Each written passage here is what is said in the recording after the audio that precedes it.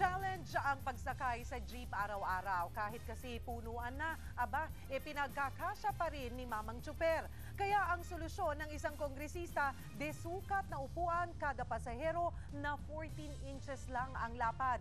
Shoot kaya ito sa mga tsuper at pasahero? Franz Noguera, ikwento mo. Siksik dito, kandong doon. Meron pang sabit. Ganyan ang diskarte ng mga pasahero, wag lang malate sa lakad nila. Kaya para maiwasan ang problemang ito, naisip ni Representative Winston Castelo na ipanukala ang House Bill 5850 para lagyan ng eksaktong sukat ang upuan kada pasahero sa jeep. Base raw sa pag-aaral, kasya sa puwang na may sukat na 14 inches ang isang pasahero. Sinukat ng driver na si Mang Dioscoro ang pampituhang jeep at sa kanyang tansya, kung gagamitin ng 14 inches na espasyo kada pasahero, lugi ang suma total na aabutin niya. 6 lang ang magiging kasya ron pagka ganong kalalaki. Ay may sumasakay na mataba eh. Pero hindi lang mga tsuper at barker ang umaangal, pati mismo mga pasahero.